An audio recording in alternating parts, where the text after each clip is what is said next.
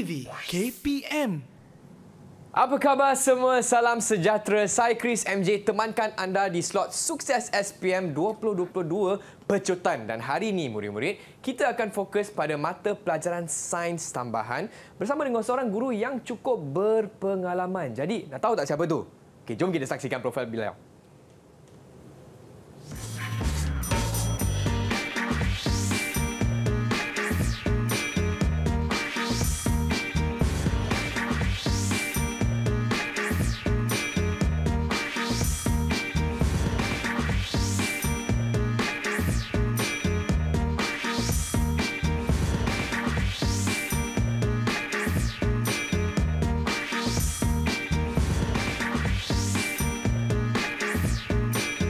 Baiklah semua, hari ini kita juga bersama dengan Cikgu Azliana selaku Juru Bahasa Isyarat episod kali ini. Hai Cikgu, apa khabar? Cikgu sihat ya? Okey, dan seperti yang kita telah lihat tadi untuk kelas Sains Tambahan Pecutan, saya bersama dengan Cikgu Rosnizan. Apa khabar Cikgu? Alhamdulillah sihat Chris. Sihat Chris apa khabar? Sihat. Khabar baik, sihat dan cukup semangat Cikgu hari ini. Saya nak belajar, Chris. kita nak belajar teknik untuk menjawab soalan SPM bagi mata pelajaran sains tambahan. Jadi Cikgu, tanpa buang masa lagi, apa kata kita teruskan dengan sesi pecutan kita hari ini Cikgu? Okey, boleh Chris, terima kasih. Okey, hari ini kita tengok teknik menjawab bagi kertas. Kertas satu. Sebelum tu Chris, kita tengok dulu apa dia kertas satu. Baik. Di mana murid-murid kita di rumah dan juga guru-guru yang bersama dengan kita. Untuk kertas satu ni kita ada formatnya iaitu objektif aneka pilihan. Okey, jumlah soalannya adalah 40 soalan dan membawa markah 40. Okey, maksudnya setiap satu soalan tu satu markah lah. Okey, dan murid-murid kita wajib menjawab kesemuanya. Okey, masa yang diambil adalah 1 jam 15 minit. Okey, apa yang ditaksir Chris? Okey, apa yang ditaksir di sini adalah untuk kertas satu dia ada 4 saja iaitu mengingat, okey, memahami, mengaplikasi dan juga menganalisis. So, semua keseluruhan soalan 40 tu adalah beberapa dia punya perkara-perkara yang ditaksir tersebut. Okey. Seterusnya kita tengok sikit saranan kepada murid atau calon SPM kita lah untuk yang pertamanya untuk setiap soalan kalau kita bahagikan masa 1 jam 15 minit tadi iaitu satu soalan 1.875 minit. Okey, 1.875 minit di mana kalau murid kita mengambil masa yang singkat dan masa yang lebih itu boleh digunakan untuk menyemak soalan-soalan yang mungkin agak sukar ataupun soalan yang perlu pemerhatian lebih lah. Okey, dan jawab semua soalan serta yang paling senangnya adalah murid kita perlu potong dulu option ataupun pilihan jawapan yang salah. Kenapa? Sebab yang tu akan mengurangkan pilihan dia. Sebab kita ada 4 pilihan A, B, C, D. So kalau dia potong yang dah nampak salah tu maka dia akan mengurangkan pilihan-pilihan yang lain lah.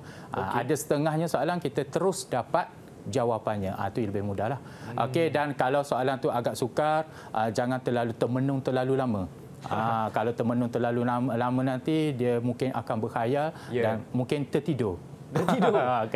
Okey, so letak tanda soal pada soalan yang belum dijawab dan kita semak soalan berkenaan. Di mana murid kita kalau dia dah pasti betul lebih pada 30 soalan, insya-Allah dia mencapai ke arah untuk dapat lebih cemerlang lah.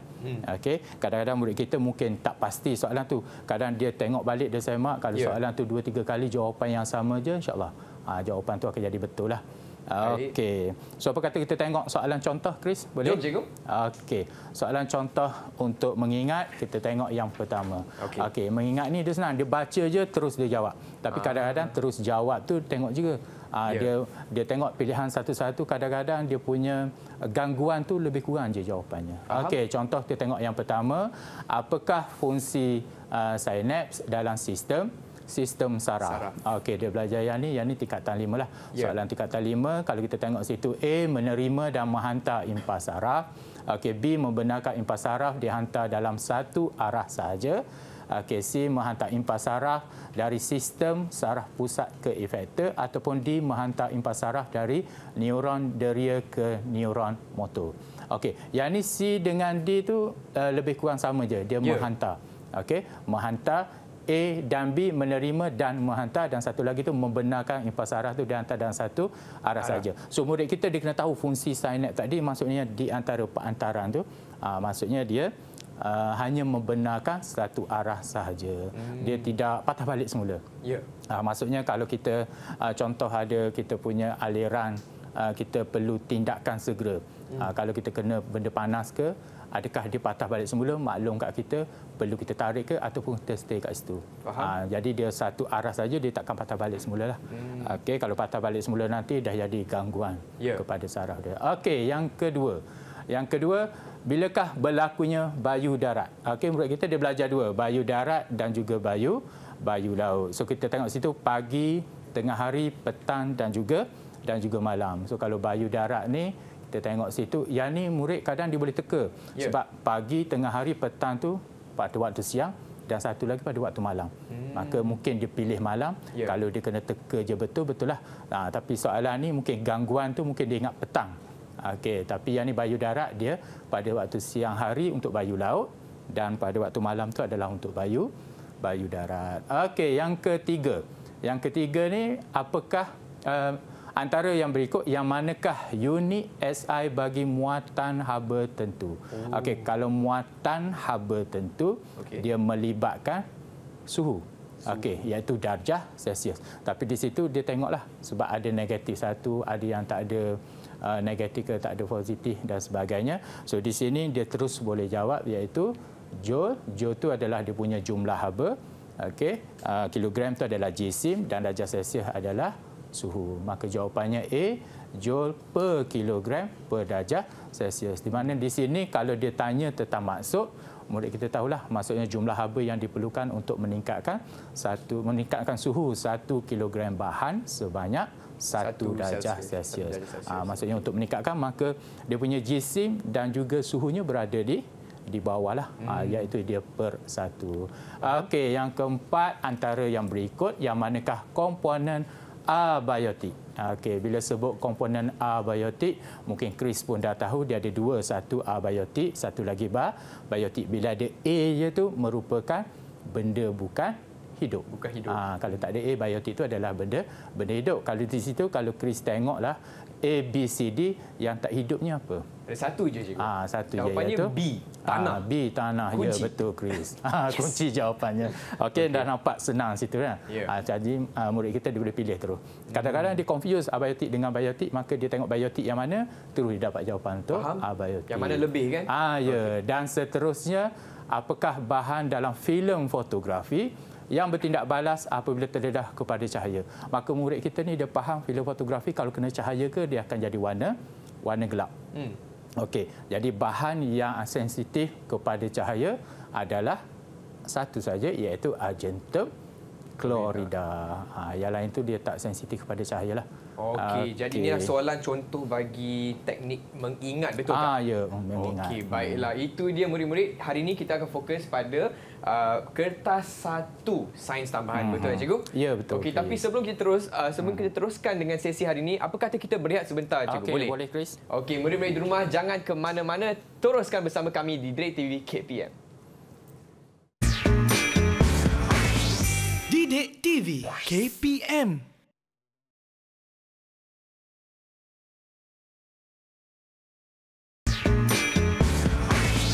Didik TV KPM.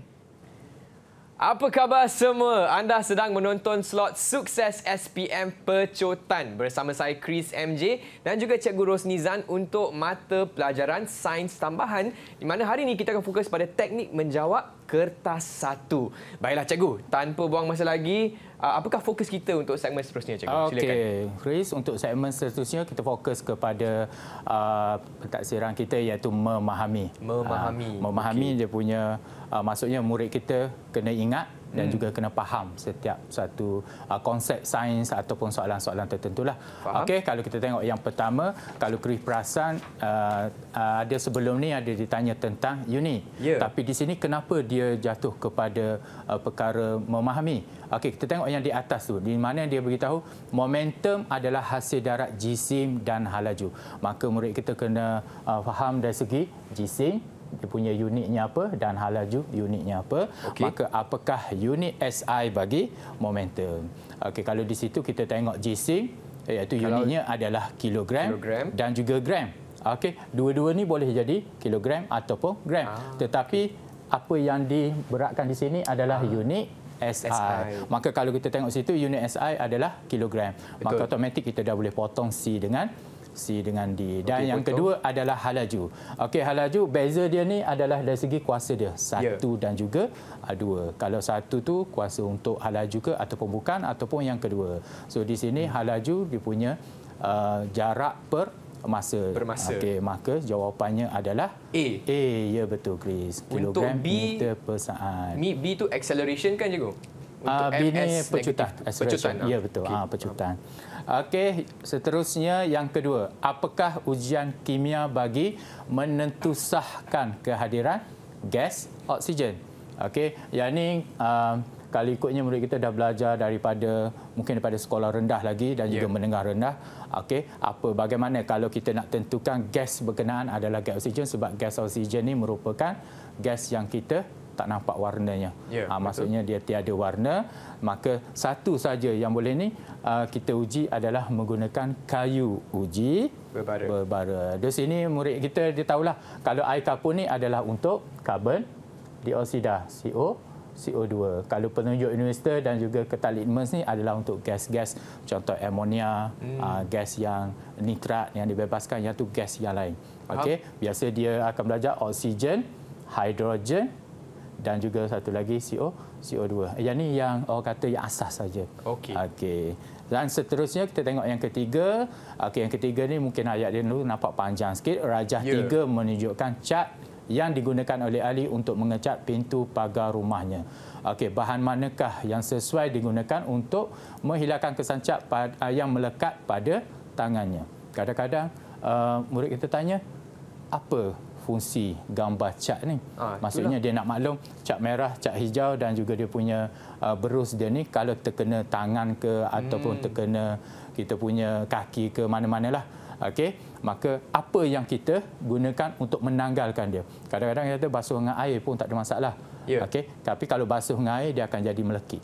Okey, dia ada bahan kimia dalam tu lah. Maka satu saja jawapannya adalah C, turpeting. Okey, turpeting ini sesuailah untuk menanggalkan cat pada tangan kita. Okey, untuk nombor 4, mengapakah suri rumah perlu diberi kesedaran tentang kepentingan untuk memproses minyak kelapa sawit terpakai? Okey, Chris tahulah apa maksud dia minyak kelapa sawit terpakai ni. Maksudnya yang telah digunakan kadang-kadang kita buang je ke dalam sinki dan dia akan mengalir ke longkang lah. Akibatnya kesan buruknya boleh menyebabkan apa? Longkang, pencemaran, mungkin pencemaran bau, pencemaran dari segi longkang tersumbat dan akhirnya boleh menyebabkan banjir. Tapi di sini kalau kita tengok pilihan jawapan dia mengurangkan pencemaran udara.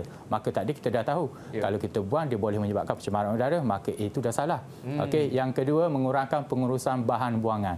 Okey, betul ke tidak yang ni? Okey, C, meningkatkan peluang pekerjaan. Okey, peluang pekerjaan siapa? Pekerjaan untuk suri rumah.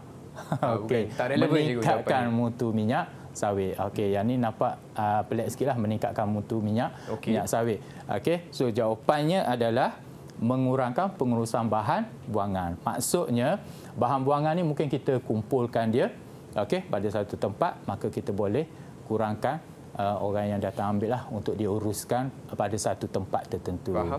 Maka suri rumah boleh buat apa daripada minyak kelapa sawit terpakai ni, mungkin dia boleh proses untuk dijadikan bahan lain lah.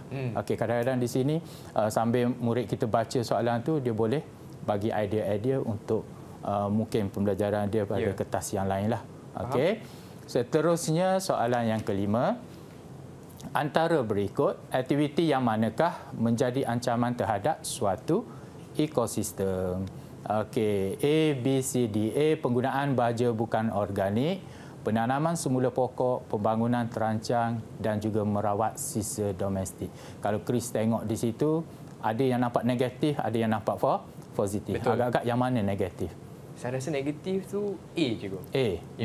Okey, di sini kita tengok Yang ni kena hati-hati ni sebab baja bukan organik. Kalau organik tu kita nampak dia benda yang organik ni biasalah, contohnya najis haiwan, okey, ataupun pokok tumbuhan yang mati, yang tu dia organik. Tapi yang ni baja bukan organik. Kalau dia direct terus dia beritahu baja kimia, maka murid kita dapat teka teruslah. Dia punya nak bagi murid kita confuse sikit tu iaitu bukan organik. Okey, yang lain kita nampak menanam semula pokok tu itu adalah yang positif, okey, sebab kita nak kembalikan semula pokok yang telah dipotong dan sebagainya. Okey, betul lah jawapan Chris tadi, iaitu A, penggunaan baja bukan organik. Okey, ada Chris nak tanya apa-apa ke? Tak ada, cikgu. Tak ada, kita teruskan. Boleh, cikgu, silakan. Okey, takut nanti Chris tengok nanti nak tanya apa-apa boleh je, tak ada masalah. Okey, terima kasih cikgu. Okey, nombor 6. Okey, rajah 6 menunjukkan bakteria.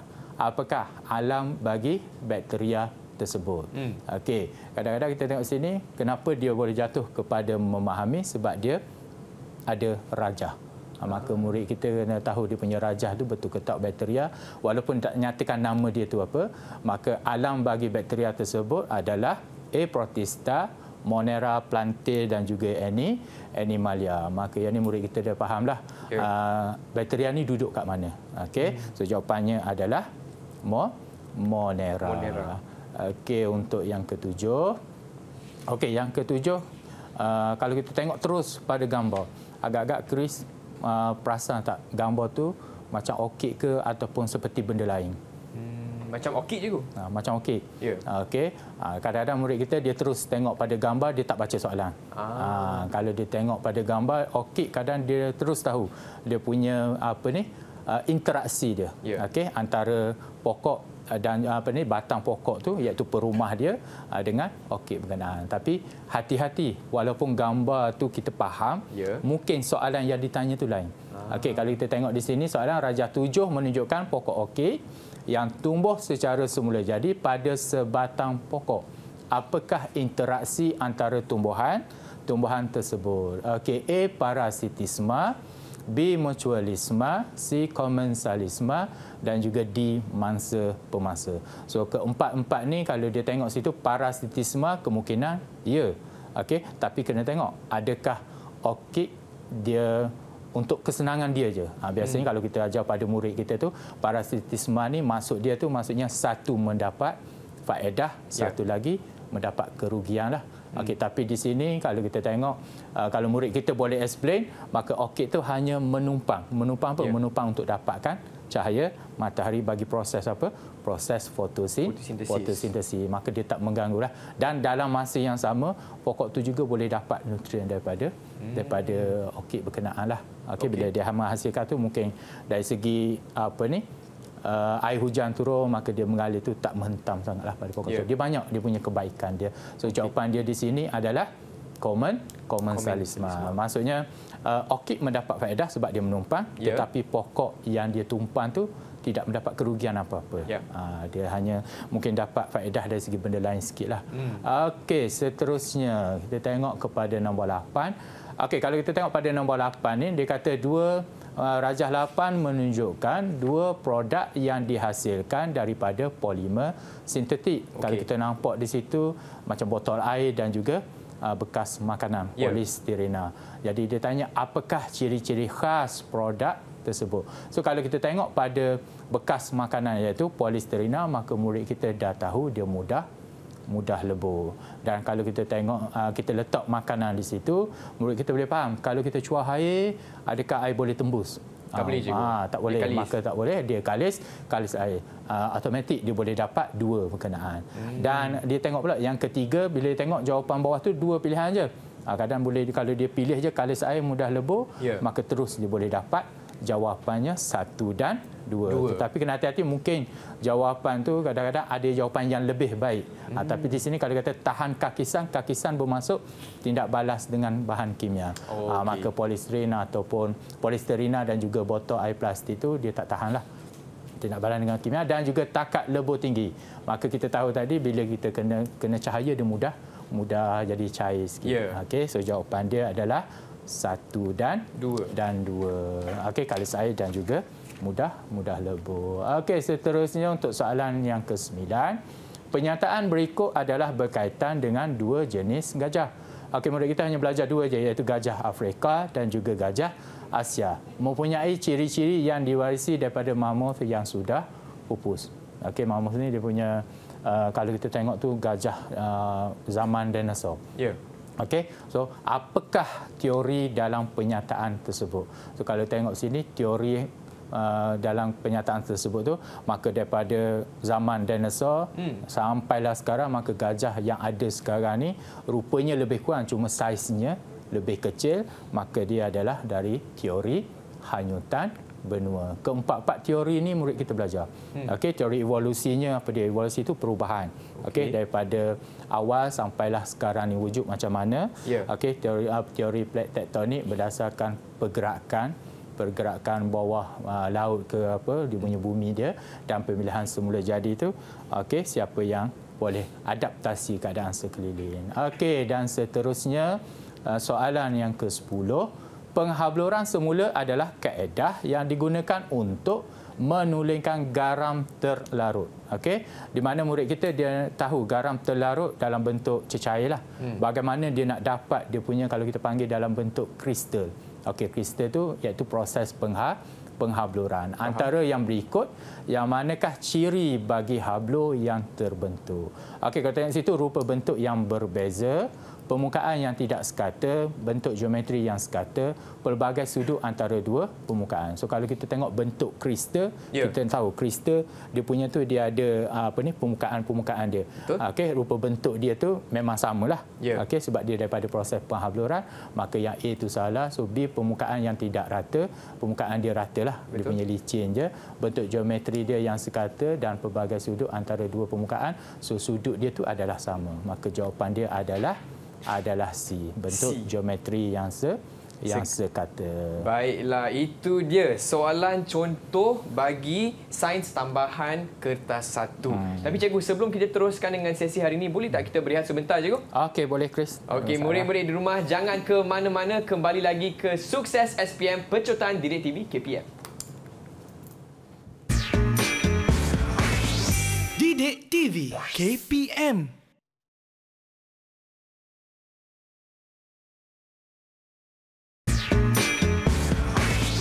Didik TV KPM.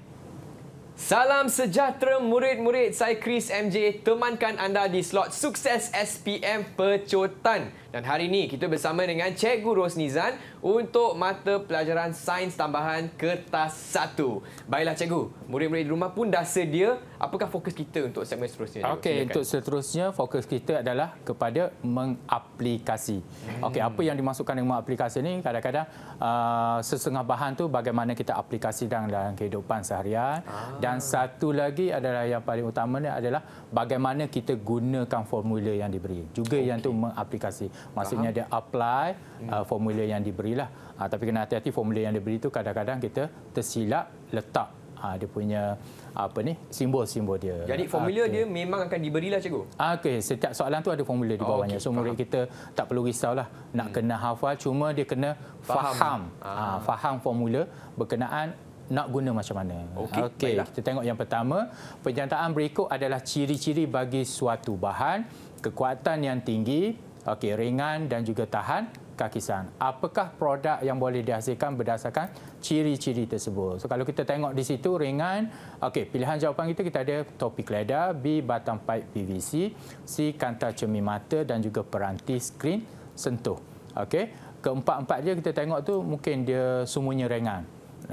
Maka jawapan kita mungkin kita susah sikit nak pilih lah. Yang kita tengok di situ adalah tahan kakisan dan juga kekuatan yang tinggi. So pilihan jawapan di sini kita tengok tahan kakisan, kekuatan yang tinggi adalah topi keleda. Keselamatan dia lebih lah. Kalau dia tak tahan kakisan atau kekuatan tak tinggi, maka kalau terjatuh ke apa, mungkin dia boleh pecah. Tapi kalau kekuatan yang jatuh daya impak dia tinggi itu juga boleh juga pecah. Tengok dia punya bahan yang digunakan lah. Yang kedua, 400 coulomb charge mengalir melalui wayar kuprum selama 2 minit dalam 1 liter. Berapakah jumlah arus yang mengalir dalam liter tersebut? Di sini saya nak penjelaskan kepada murid lah. Bila kita tengok masa di sini adalah 2 minit, maka murid kita tahu apa yang dia belajar selama ni dalam tingkatan 4 ataupun tingkatan 5, kalau diberi masa yang digunakan tu mesti kita tukar dalam unit saat. Kalau kita tersilap terus ambil nilainya, maka kita jawapan lain lah. Okey, so di situ kalau kita tengok 400 coulomb charge apa ni simbol dia. Okey, dia diberi Q sama dengan IT. Maka kita nak adalah jumlah arus adalah I. Okey, simbol I, maka kita kena gantikan Q 400 I kita nak cari dan 2 darab 60. Yang tu tukar kepada saat dan bila kita kira kita dapat 3.33. Yang gangguan-gangguan jawapan tu kadang-kadang murid kita 400 bahagi 2 dapat 200. Yang dia silap tadi sebab dia tak tukar unit. Atau kadang-kadang dia tersilap sepatutnya bahagi, dia pergi darab dapat 800. Dia punya tu gangguan tu kalau dia silap kira jawapannya ada. Jadi dia kena hati-hatilah. Penggunaan formula dan juga cara pengiraannya. Yang ketiga, rajah 3 menunjukkan plaster of Paris yang digunakan untuk menyokong tulang yang patah. Apakah kandungan bahan dalam plaster tersebut? Yang ini biasa kita panggil simen. Simen untuk mengelakkan kalau tulang patah tu untuk mengelakkan dia lebih teruklah kecederaan tu, maka dia perlu simen kan. Tetapi bahan yang digunakan tu adalah kalsium sulfat. Yang ini satu je lah. Jadi murid itu biasanya kita kata murid kita kadang-kadang hafal, kadang-kadang dia kena ingat. Dia kena ingat apa bahan dalam plaster of Paris. Seterusnya rajah 4 menunjukkan seorang lelaki menolak sebuah kotak berjisim 50 kg dengan menggunakan daya tolakan 100 Newton. Jika daya geseran pada kotak ialah 5 Newton, hitungkan pecutan kotak tersebut. Yang ni kena hati-hati. Apa yang hati-hati? Dia tolak 100 tapi ada satu daya yang melawan dia, yang dinamakan daya geseran. Maka dia kena cari dulu daya paduan untuk proses dia tu. Dan dia punya jisim dia adalah 50 kg. 50 kg kita kena tukar ataupun tidak, nanti kita tengok dia punya cara gantian dia. F sama dengan MA. F tu dalam unit Newton. Maka M tu perlu ke kita tukar kepada Newton? Tak perlu. Sebabnya jisim dalam unit kilogram. Yang tersilap pula kalau dia tukar kepada Newton, dia akan jadi daya. Dia tak jadi jisim lah. Maka nilainya kita masuk saja nilai dan kita dapatkan nilai A. Yang ni saya kata hati-hati. Yang F tu adalah 100 tolak 5. Sama dengan 50 darab A. Yang ni kena hati-hatilah bila nak kira nanti 100 tolak 5 tu kira awal-awal dapat 95. Kadang penggunaan kalkulator tersilap tekan, nilai ni jadi lain. Maka jawapan yang kita dapat adalah 1.90 meter per saat kuasa 2. Yang Chris kata tadilah, meter per saat kuasa 2 tu adalah unit bagi pecutan A. Seterusnya soalan yang kelima. Suatu spring slinky bergetar pada halaju 5.5 meter per saat dengan frekuensi 4.5 Hz.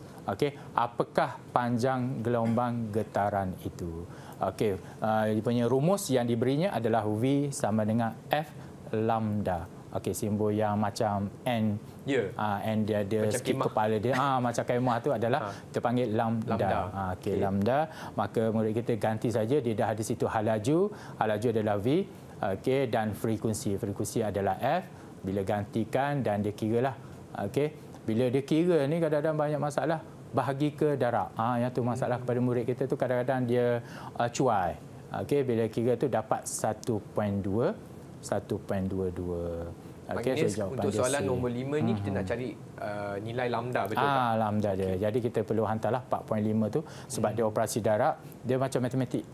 Boleh katakan matematik yang simple, yang mudah. Tapi murid kita boleh guna je kalkulator.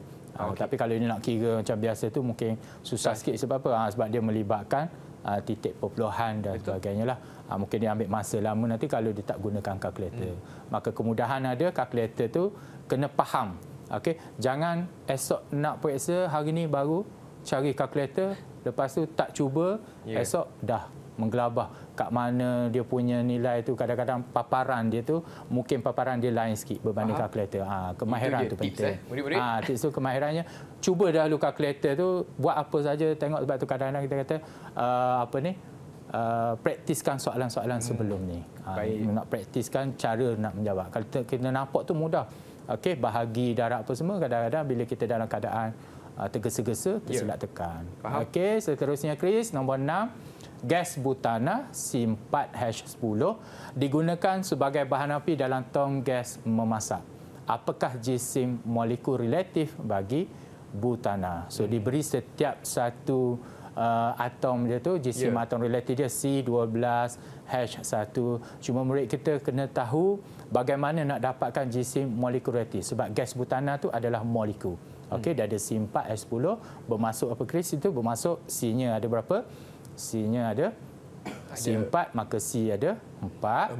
Okey, H10.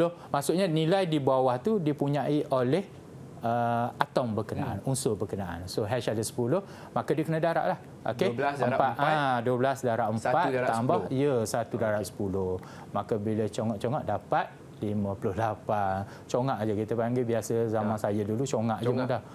Congak-congak tu. Okey, dapat 58. D. D jawapannya. Kalau tersilap congaknya dapat juga 48. Okey, sebab tersilap tambah dia punya tu. Mungkin tertinggal apa? Tertinggal yang ni 10 tak buat. Darab 1 tertinggal, maka dapatlah 48. Okey, ataupun tak darab tak apa, dia dapat 27 atau terus 12 tambah 1. Yang ni dia cantik ni. 12 tambah 1 terus ni ambil. Dapat juga A tu 13. Dapat A. Sebab tu saya kata, saya beritahu Chris tadi, kita tengok dia punya molekul dia, C ada berapa, H ada berapa. Kalau kita tengok je bawah tu, terus dapat 13. Dapat dia punya nilai tu ada. Okey, jawapannya, pilihan jawapan tu ada. Tapi kesilapan amat besarlah kalau kita terus dapat. Dah rugi satu markah je. Rugi satu markah. Satu markah membawa, maksudnya mungkin boleh tukar grade daripada grade rendah kepada atas dan sebagainya, walaupun kita nampak satu markah sahaja. Betul juga. Okey, seterusnya yang ketujuh, yang ditinggi sikit dia punya kalau kita tengok nilai-nilai itu banyak, iaitu 20 cm padu larutan natrium hidroksida NaOH 0.25 mol per dm padu dineutralkan dengan asid hidroklorik HCl 0.2 mol per dm padu. Hitung isi padu asid hidroklorik HCl yang diperlukan dalam tindak balas peneutralan ini. Di mana formula diberi M1V1 sama dengan M2V2. Murid kita dikena tahu saja M1 apa, M2 apa. Maka dia boleh letak sendirilah M1 yang mana, M2 yang mana. Okey, mungkin dia nak letak M1 pada asid hidroklorik, maka M1 asid hidroklorik dia suruh kita kira isi padu, maka dia punya M tu bermasuk kemolaran dia, nilai mol dia. Okey, 0.2, maka yang satu lagi adalah M2V2 lah. Okey, dia masukkan nilai, maka dia cari M1, maka 0.2 darab 20 bahagi 0.25 darab 20 bahagi 0.2 dapat 25. Yang ni kalau nak tengok, nak ambil saja tu mungkin apa tu, mungkin dia darab saja dia boleh dapat 4, kata tersilap darab dia boleh dapat 5 dan sebagainya lah. So jawapan dia adalah 25 cm padu. Yang ni kalau Chris tengok tu mudah je. Cuma kena fahamkan soalan yang mana satu untuk formula berkenaan. Betul. Simbol-simbol dia. Untuk aplikasikan formula tersebut kan? Ya, betul. Cara penggunaan dia kena faham betul-betul lah.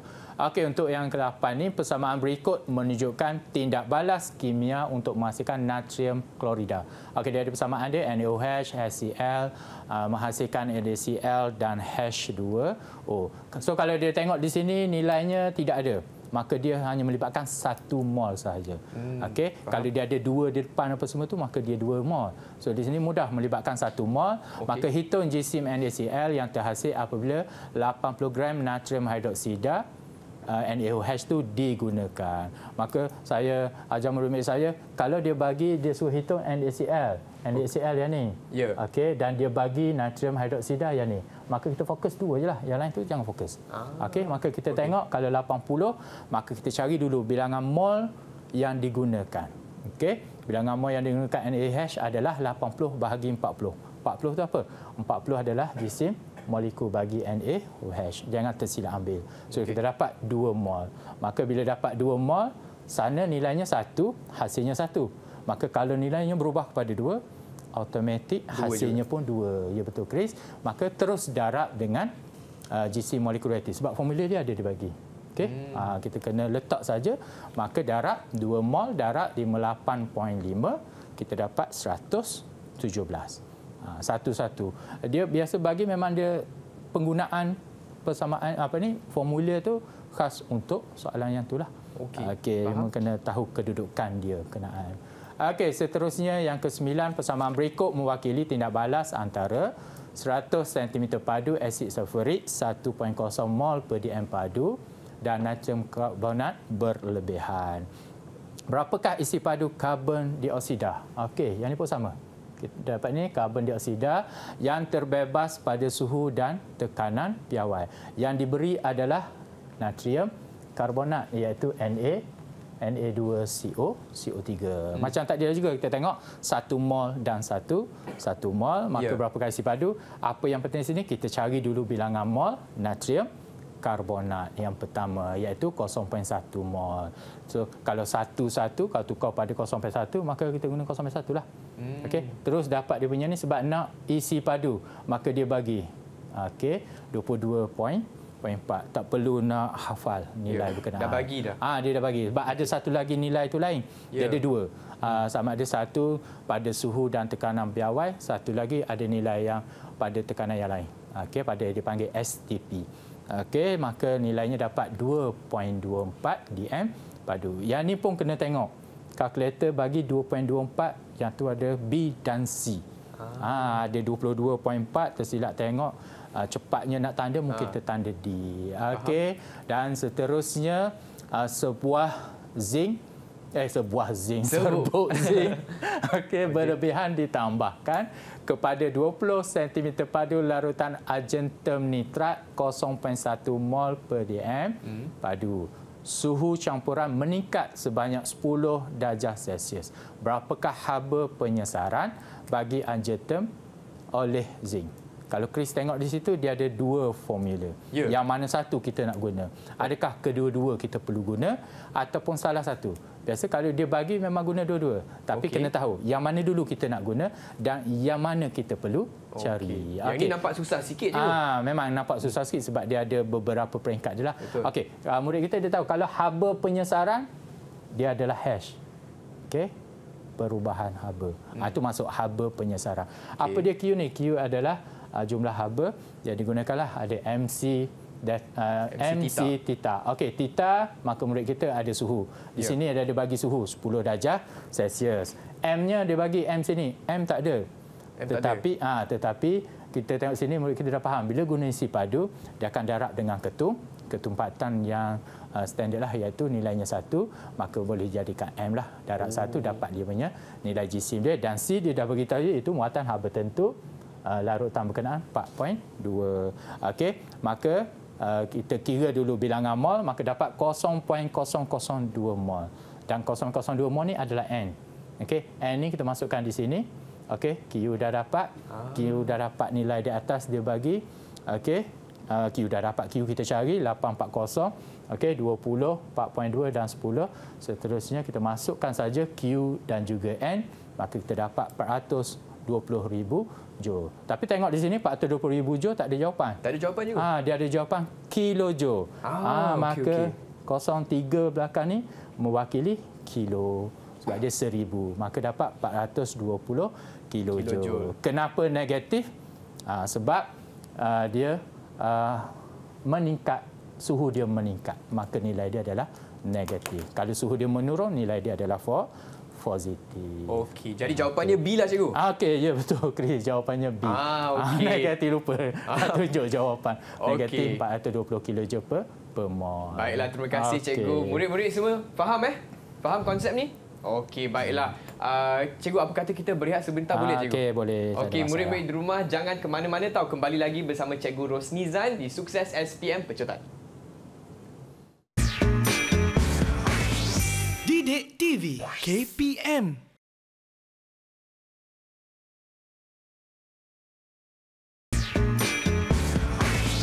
Didik TV KPM. Apa khabar semua? Anda sedang saksikan slot Sukses SPM Pecotan Didik TV KPM bersama saya Chris MJ dan juga Cikgu Rosnizan. Untuk kelas kita hari ini kita akan fokus pada mata pelajaran sains tambahan kertas 1.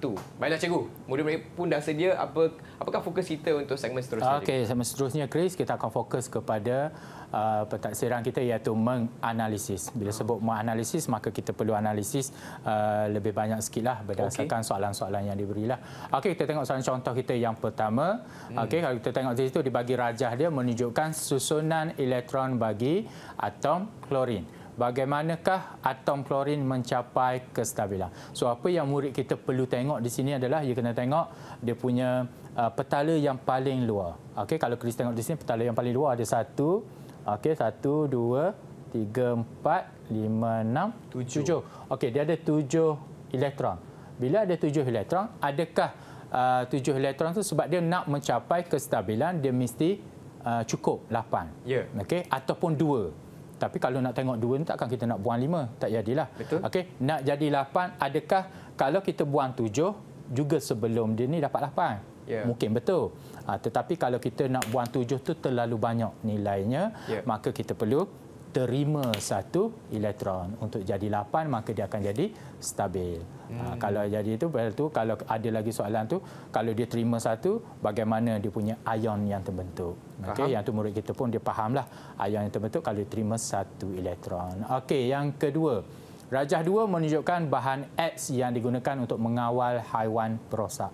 Okey, bahan X dia tak maklum apa. Maka kita tahu untuk mengawal haiwan perosak dia adalah racun serangga, bahan kimia dia. Okey, apakah kesan sampingan kepada petani itu jika tidak memakai pelitup muka? Memang nampaklah dia tak pakai pelitup muka. Okey, maka dia punya bahan kimia mungkin teruap dan disedut oleh petani itu. Kalau terlampau banyak, maka boleh menyebabkan apa? Adakah menyebabkan keterujaan, halusinasi, kemurungan ataupun kerosakan saraf? Agak-agak Chris yang mana? Agak-agak D, cikgu. D, kerosakan paling sesuai saraf paling sesuai sebab dia masuk dalam hidung, dalam sistem pernafasan lah. Okey, betul, kerosakan saraf. Kadang-kadang mungkin boleh keterujaan, maksudnya dia punya bahan kimia itu terlebih, maka teruja mungkin. Kalau kita tengok murid kita ada belajar kesan dadah ke kesan apa betul. Dalam tajuk ni lah. Okey. Yang seterusnya, yang ketiga, okey, jadual 3 menunjukkan komponen dan nisbah terendah unsur-unsur di dalam cangkang telur ayam. Okey, kalau tengok di situ dia ada unsur X, unsur Y dan juga unsur Z. Nilai nisbah dia 113. Maksudnya X ada 1, Y ada 1 dan Z ada 3. Apakah formula kimia bagi sebatian di dalam cangkang telur ayam tersebut? Yang ini dia dah bagi nisbah dia paling ringkas. Okey, kalau kita tengok sini, maka murid kita terus buat X, okey dia ada 1, okey Y ada 1. Z ada 3. Bermaksud nilai 3 tu dipunyai oleh Z. Kalau kita tengok sini, maka pemahaman dia nilai nombor 1 tu tak perlu tulis. Okey, kalau dia buat ni tak ada pula tengok jawapan itu. Memang 1 tak payah. Okey, 2 ke atas tu baru kita tulis. Tapi kalau dalam perpiasaan contohnya di sekolah saya, kalau dia terbuat 1, saya terima jelah. Tapi kita akan ajar dia balik, kali ikutnya tak payah buat nilai itu. So kita dapat di situ adalah X, Y, Z, 3. Okey, gangguan-gangguan lain kadang-kadang mungkin dia tersilap letak. 3 tu untuk Y dia panggil darat silang. Okey, dia darat silang jadi terletak tempat yang lain lah. Okey, seterusnya kita bagi yang keempat. Rajah 4 menunjukkan proses penyaduran sebentuk cincin. Penyataan yang manakah menerangkan proses tersebut? Okey, kalau kita tengok di sini, maka murid kita dia akan faham kepingan argentum ni dia akan menipis sebab dia kehilangan elektron. Maka ion dalam larutan berkenaan, okey, sebab dia tak nyatakan apa elektrolit dia, maka dia tahu ion dalam tu akan menerima elektron dan terlenak pada cincin. Itu yang dikatakan menganalisis. Dia perlu analisis apa yang berlaku dan dia akan tengok pada soalan berkenaan. Dia kata yang pertama, ion argentum kehilangan elektron.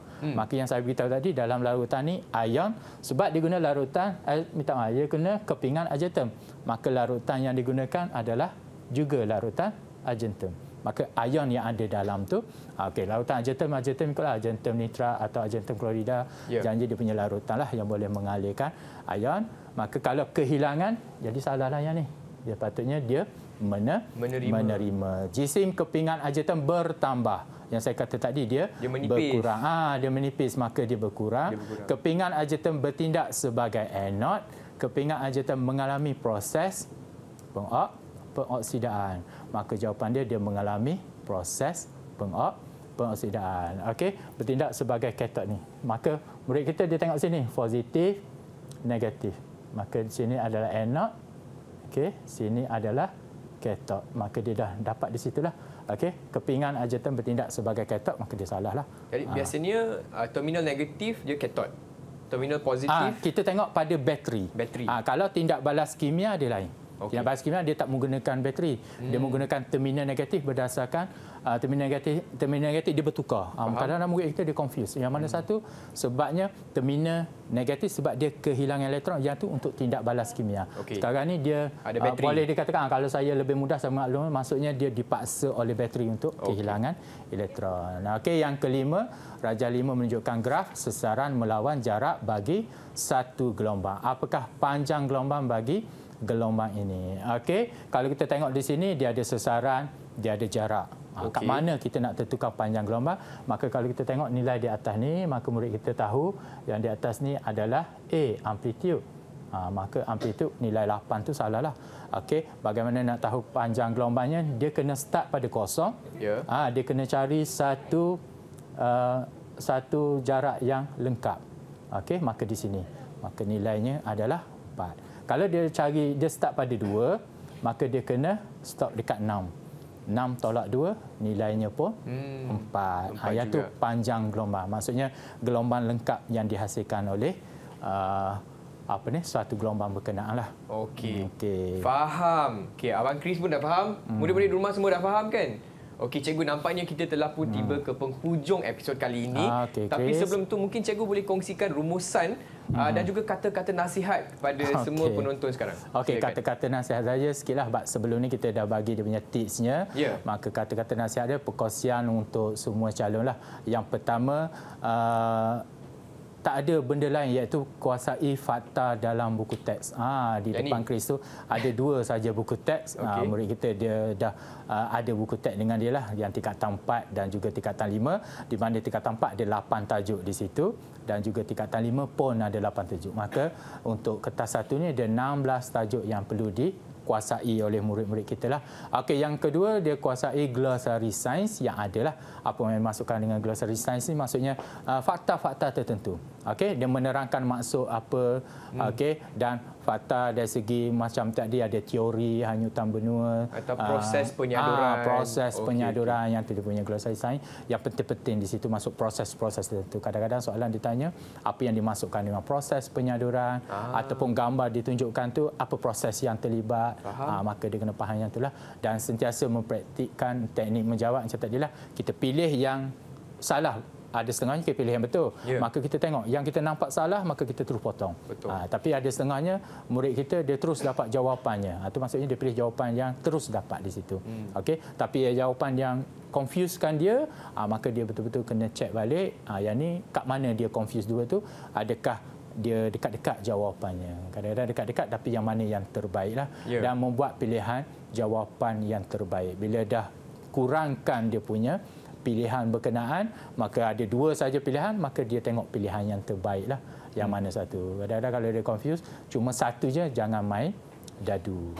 Ada dia buat dengan pemadam, dia tulis A, B, C. Ada main juga. dadu.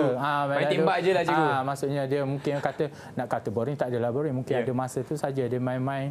Dan tak boleh sangat. Yang tu kan jangan main dadu. Okey, jangan main.